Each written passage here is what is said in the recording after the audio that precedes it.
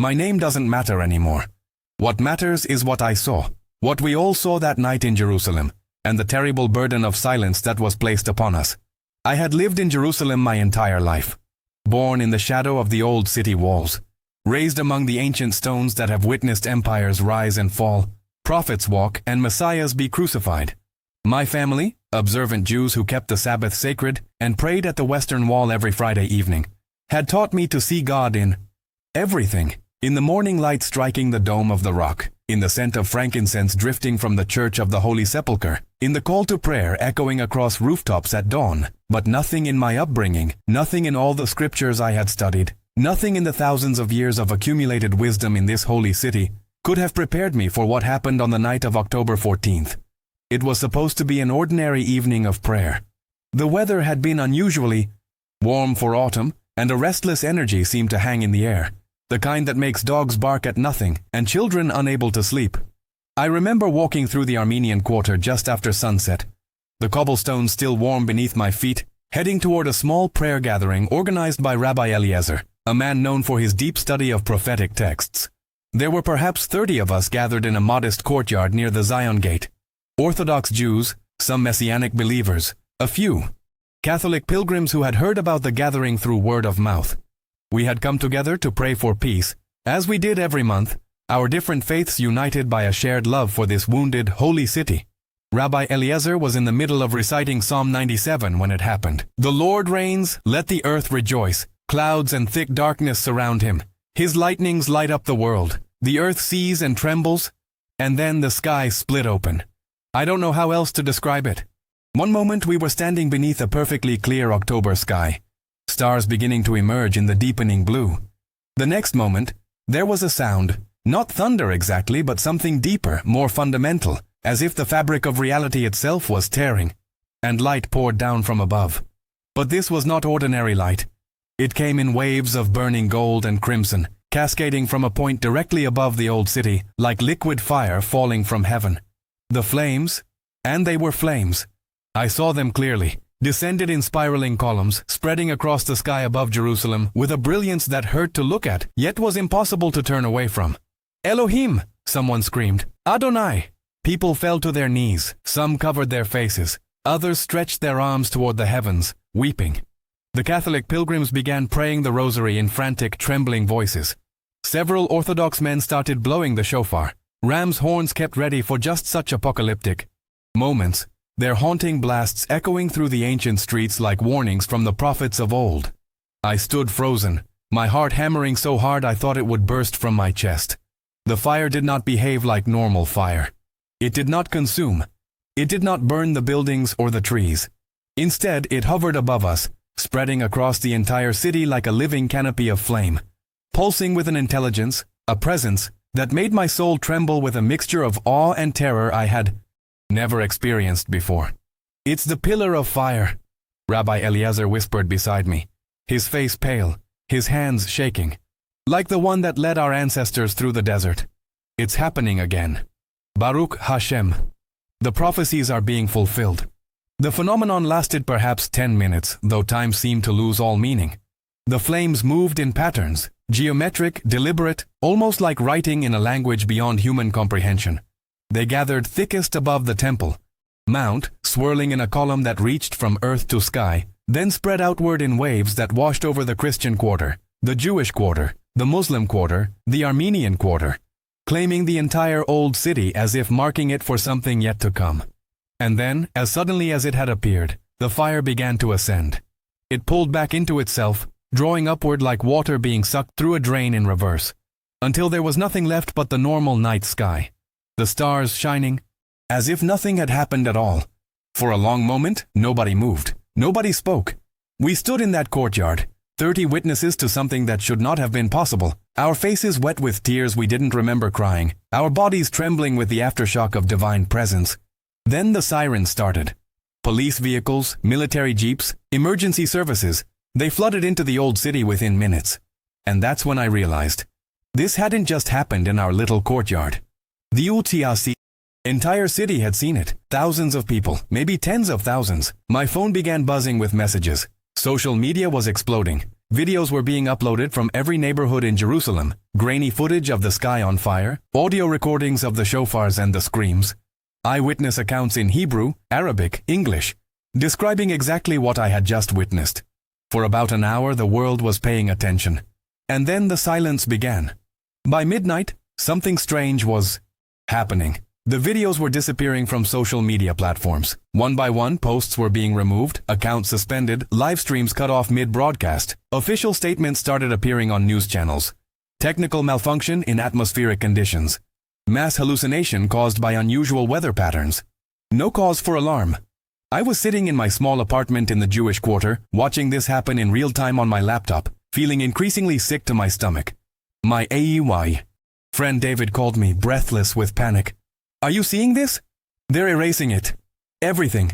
I uploaded 3 videos and all of them were taken down within minutes. They're calling it fake news, saying it was some kind of coordinated hoax. But thousands of people saw it, I interrupted. How can they call it a hoax when the entire city witnessed it? I don't know, David said, and I could hear the fear in his voice.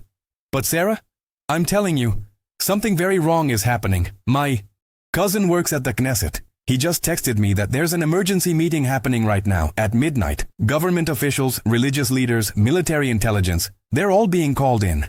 I didn't sleep that night. None of us did. The group from the prayer gathering started a private chat, sharing what information we could find, trying to make sense of what was happening. Rabbi Eliezer shared a particularly disturbing piece of news. He had been contacted by the chief rabbinate and instructed in no uncertain terms to refrain from discussing the atmospheric event and to counsel his community toward calm and rationality. The next morning there was a knock on my door at 6 a.m. 2 men in dark suits stood in the hallway. They showed me official identification, Shin Bet, Israel's internal security service. They were polite, professional, but there was steel beneath the courtesy. Ms. Levi, we understand you were present in the old city last night during the atmospheric phenomenon. I nodded, my mouth suddenly dry. We need you to come with us. There are some questions we need to ask. They took me to a nondescript government building in West Jerusalem. I was placed in a room with no windows, given tea I was too nervous to drink, and left alone for 20 minutes. When they finally came back, there were 3 of them. The 2 agents from my door, and a woman in her 50s wearing an expensive suit and an expression of absolute authority. My name is Dr. Ruth Goldstein, she said, sitting across from me. I coordinate interagency responses to national security events. What you witnessed last night has been classified as a Level 1 security matter. Do you understand what that means? I shook my head. It means, she continued, her eyes never leaving mine, that unauthorized disclosure of information related to this event is a criminal offense punishable by imprisonment. It means that the security of the State of Israel may depend on maintaining strict control over the narrative surrounding what occurred. But why? The question burst out of me before I could stop it. Why would you want to hide what happened? Thousands of people saw it. It was miraculous. It was a mass panic event that could have significant destabilizing effects on regional security. Dr. Goldstein cut me off. Do you have any idea what would happen if the international community believed that Jerusalem had experienced some kind of supernatural phenomenon? The religious extremism it would fuel? The political chaos? We have enough problems maintaining peace in this city without adding apocalyptic hysteria to the mix. But what if it wasn't hysteria? I said quietly. What if it was real? What if God was actually Ms. Levi? Her voice became gentler, which somehow made it more frightening. I am a rational woman. I am also a Jewish woman who loves this country and this city. What I believe personally about God and miracles is irrelevant. What matters is stability, order, the prevention of mass panic that could lead to violence. You understand this, don't you? I wanted to argue. I wanted to demand answers. But sitting in that windowless room, facing the full weight of state authority, I felt my courage crumble. They made me sign documents, non-disclosure agreements, acknowledgments that I understood the legal consequences of discussing classified information. They took my phone and went through it, deleting videos and messages. They gave it back with a warning. We'll be monitoring your communications, for your own safety and the safety of others. When they finally let me go, it was mid-afternoon. I walked home through streets that seemed surreally normal. Tourists taking photos, children playing, shopkeepers calling out their wares. It was as if the night before had never happened. But I knew it had. And I knew I wasn't alone in carrying this truth.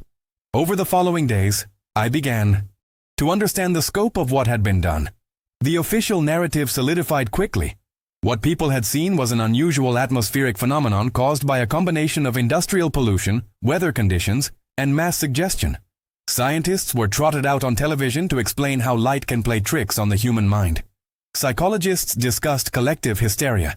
Religious leaders, carefully selected ones, appeared on news programs urging their communities not to read supernatural significance into natural events. Most disturbingly, people began to accept it. Within a week, the conversations had shifted. Did you hear about that weird light show last week? Yeah, crazy what pollution can do, right? My cousin swears it was a miracle, but you know how religious people exaggerate. It was like watching history being rewritten in real time. But there were those of us who couldn't forget. Who wouldn't forget? The prayer group continued to meet, but now in secret, rotating locations to avoid surveillance. We were down to about 15 people. The others had been frightened into silence or genuinely convinced by the official explanation. Those of us who remained shared a bond forged in that night of fire, a terrible knowledge that isolated us from the rest of the world. Rabbi Eliezer became obsessed with the prophetic texts.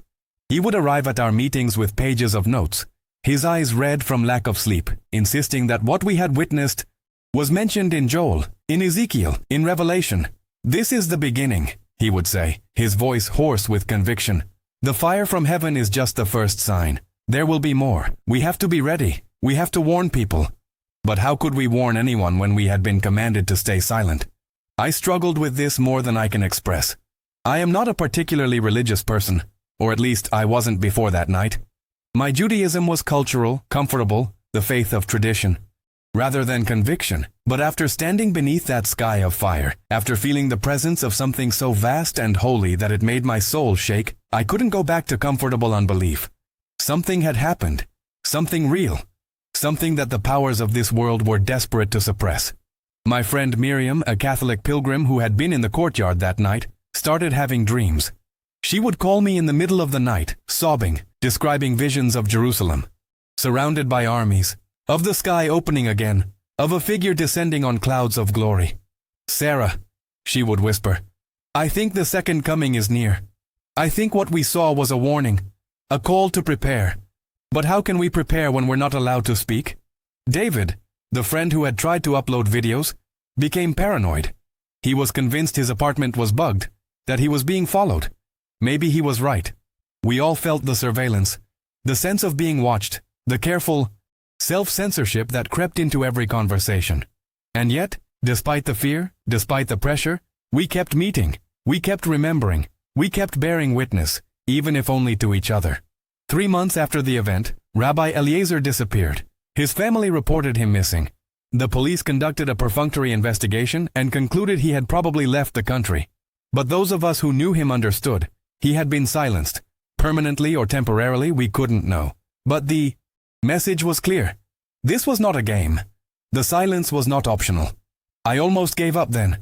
I almost decided that my safety, my freedom, my normal life were worth more than this burden of truth. But then something happened that changed everything. I received a letter. It arrived with no return address, slipped under my apartment door in the middle of the night. Just a single page, handwritten in Hebrew, with a note at the bottom in English. You are not alone. Keep faith. The truth will not stay buried forever. The letter contained coordinates, a location in the Judean desert, and a date, the upcoming new moon. I debated for days whether to go. It could be a trap. It could be Shin Bet testing to see who would disobey the silence order. It could be religious fanatics planning something dangerous. But it could also be others like me, carrying the same burden, seeking the same answers. I went. The coordinates led to a remote location near the ancient monastery of Mar Saba, overlooking the barren cliffs and wadis of the Judean wilderness. When I arrived just after sunset, I found I wasn't the first. There were perhaps 50 people gathered in the ruins of an old Byzantine chapel.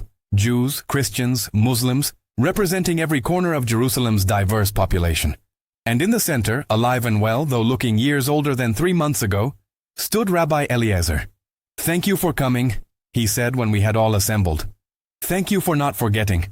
Thank you for refusing to let them erase what we witnessed. He explained what had happened to him. The Shin Bet had indeed taken him, but not to prison.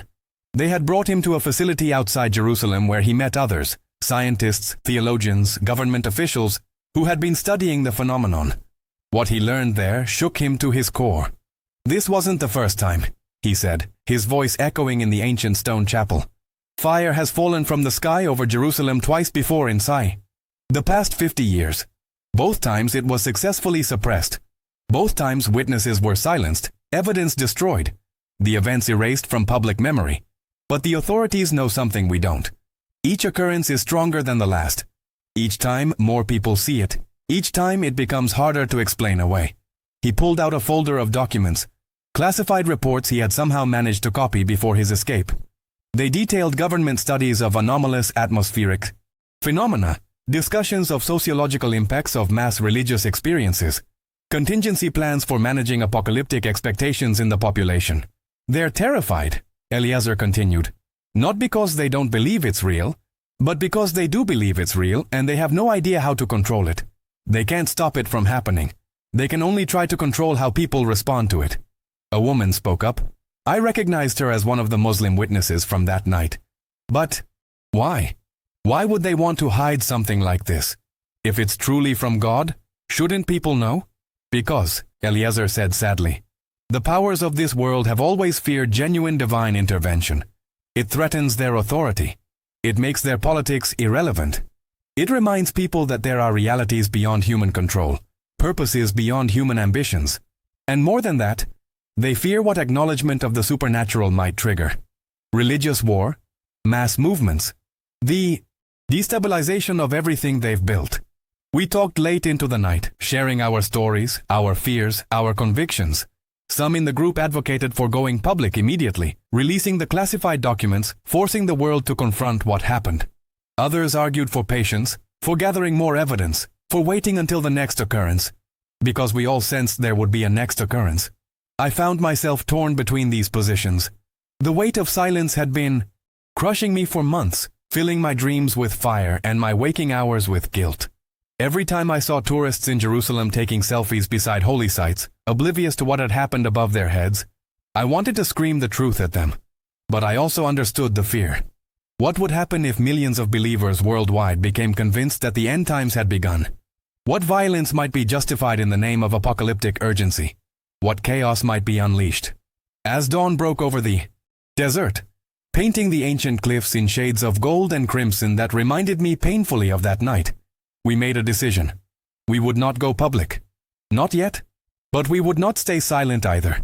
We would tell our stories, carefully, indirectly, through testimonies that could not be easily traced back to us, through anonymous accounts that would plant seeds of truth in people's minds without triggering government crackdowns.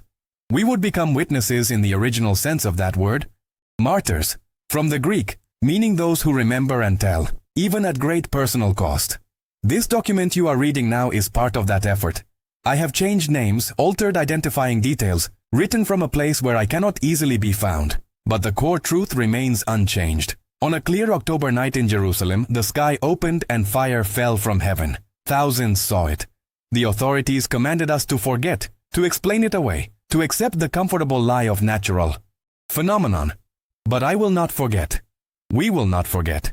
Because here is what keeps me awake at night. What drives me to risk everything to share this testimony. What we witnessed was only the beginning.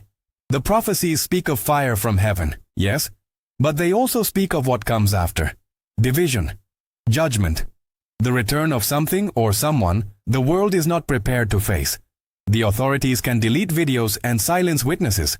They can classify documents and spread disinformation. They can make the world forget for a season, but they cannot stop what is coming. Jerusalem has seen empires rise and fall, has witnessed crucifixions and resurrections, has absorbed the prayers of millions across millennia. The stones of this city remember even when human memory fails. And the sky above this city is preparing to open again. I don't know when it will happen. I don't know what form it will take. But I know with absolute certainty that what I witnessed was a warning, a preview, a sign from the divine realm to the human one. Something is coming. The boundary between heaven and earth is growing thin. The time of comfortable unbelief is ending. They told us to stay silent. They commanded us to forget. But I am speaking. I am remembering. And I am watching the sky. Because when the fire falls again, and it will fall again, I will be ready to bear witness, no matter the cost. The truth will not stay buried forever. The heavens will not stay closed forever. And when they open, when the reality we glimpsed for 10 terrifying minutes becomes undeniable and permanent, the world will have to choose.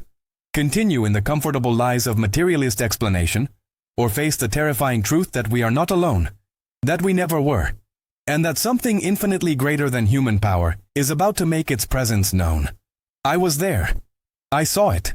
And no amount of government censorship or official denial can erase the truth burned into my soul that October night. The fire fell from heaven over Jerusalem. It happened, and it will happen again. This testimony is dedicated to all those who witnessed the fire and have carried the burden of silence. May we find the courage to speak. May the world find the courage to listen. And may we all be ready for what comes next. A Witness in Jerusalem, 2025. If you have witnessed similar phenomena, if you carry similar truths that the world refuses to acknowledge, know that you are not alone. The silence is breaking. The witnesses are speaking, and the fire will fall again.